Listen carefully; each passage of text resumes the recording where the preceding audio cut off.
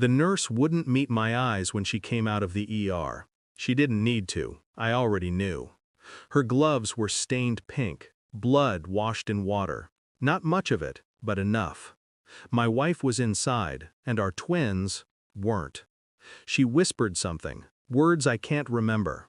I only recall the sound of a monitor beeping, the sterile air, and the feeling that the world had shifted into silence.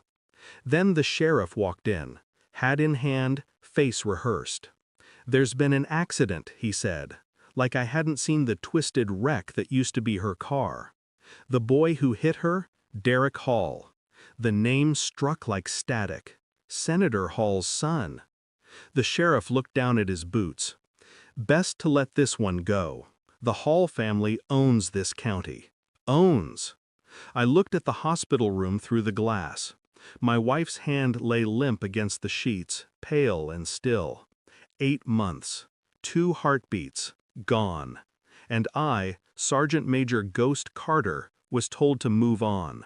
For 22 years I hunted war criminals. I knew how men hid their sins. Behind money, behind family names, behind God.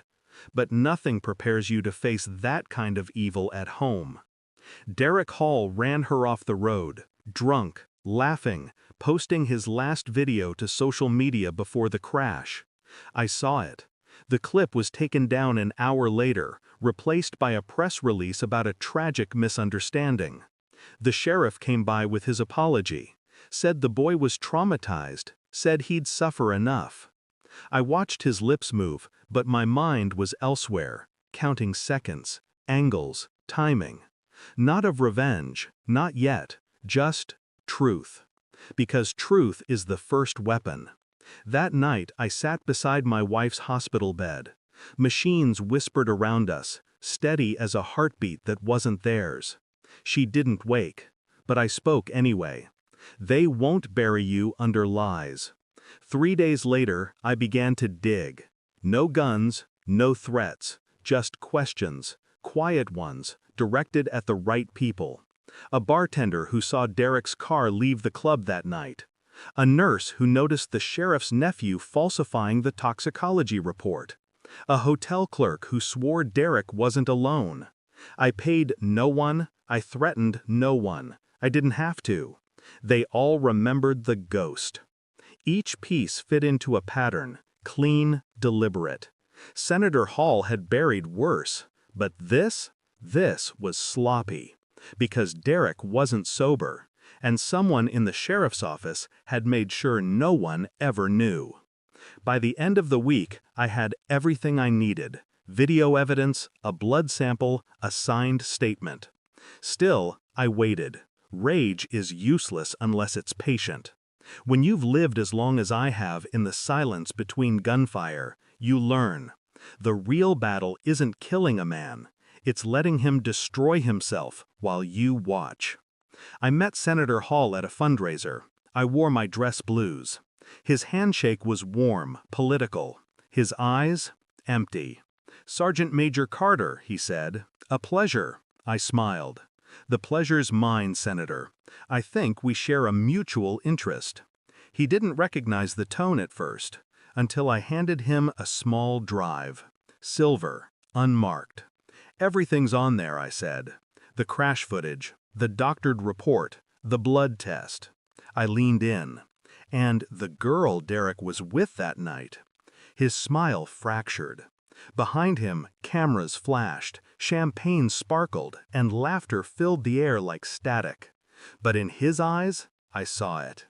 Panic. He knew I wasn't bluffing. Because men like me don't bluff. The story hit every major outlet the next morning, leaked from an anonymous source.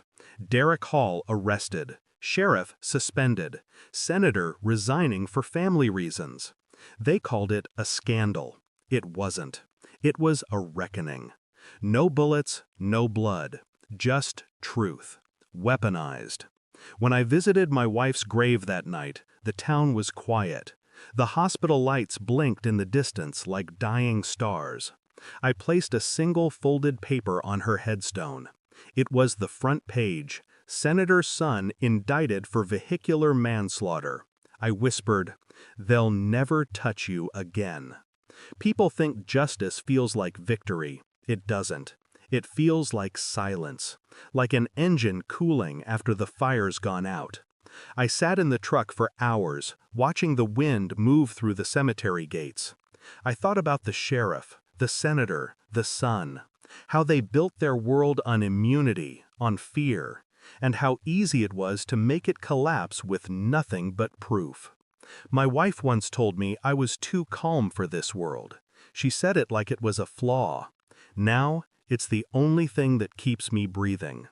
When I finally started the engine, the radio came alive with news of another scandal, another man falling. The world doesn't end with explosions. It ends with the sound of someone finally realizing, the ghost never leaves. Justice wasn't vengeance. It was the quiet knowing that the truth had outlived them all. Thanks for watching. Don't forget to like, share, and comment. Subscribe now to Cheating Stories Insight World for more amazing stories.